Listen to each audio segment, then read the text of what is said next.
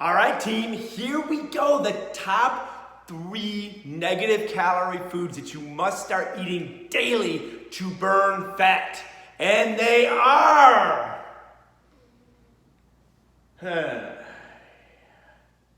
Hold on, I'm waiting for Santa to show up or an elephant to fly. When one of those two things happen, when Santa shows up right here, right now, then I'm gonna give you the list.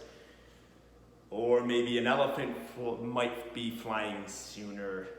All right, look, man, I guess this is a big thing on the internet, and holy cow, if somebody is telling you that there are free foods, typically vegetables or calorie-free foods or negative calorie-free foods, I don't like to create lines in the sand often, but that is just flat out false.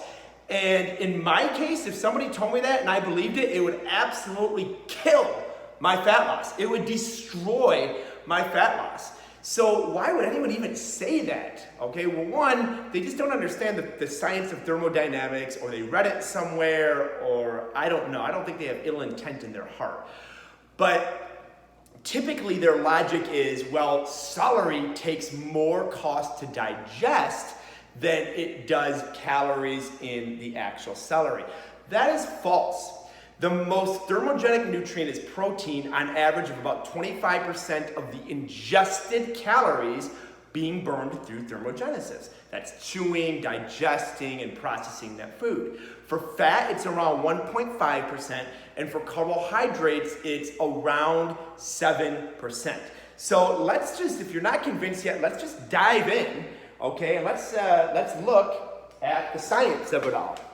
All right, and I picked the top 3 calorie-free foods, or negative calorie-free foods. All right, so here we have celery. Celery per 100 grams is 16 calories.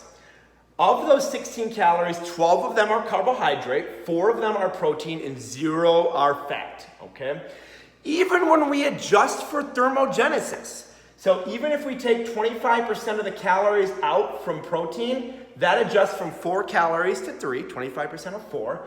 And even if we take 7% of the calories out of the 12 for carbohydrate, that adjusts to 11. So my body, per 100 grams of celery, which is, by the way, about 1 stalk. It's, you know, when I eat celery, I eat like 3 or 4 stalks, but it's about 1 stalk. It is 16 calories to 14 calories. All right, not a lot of calories. I know what you're thinking. 14 calories, that's nothing. Okay, I'm with you. You eat a lot of broccoli? I love broccoli. Now, this is based off a 148 gram serving. Generally, when I have broccoli, it's 300, sometimes 400 grams, but we're just gonna go off 148 grams here. That would be 51 total calories. 32 of those calories come from carbohydrates, 20 from protein, 0 from fat. There's actually trace amounts of fat there, but I didn't count it.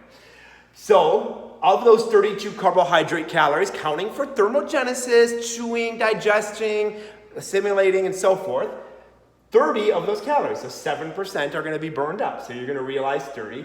Of protein, of the 20 protein calories, you're going to realize 15. So we have an adjusted caloric amount of 45. It's a little bit more significant, especially if we're eating broccoli every day. 45 calories, all right?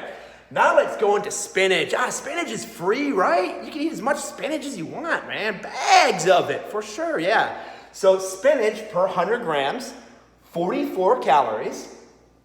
8 of those calories come from carbohydrate, 27 from protein. Hey, go protein for the spinach. Who would have thought that spinach is majority protein? Anyway, and then spinach actually has 1 gram of fat, so that's 9 calories, all right? So adjusting the calories down, it wasn't significantly relevant because 1.5% of 9, you know, it was still like 8 point something. Okay, so adjusted calories is 9 for fat. Adjusted calories for protein is 20, so 27 down to 20, that's 25%.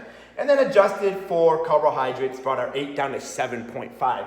So my body realized 36.5 of those 44 calories from the spinach. People, this was just an average day for what the average person consumes for vegetables. And if we counted them as free, that would be 95.5.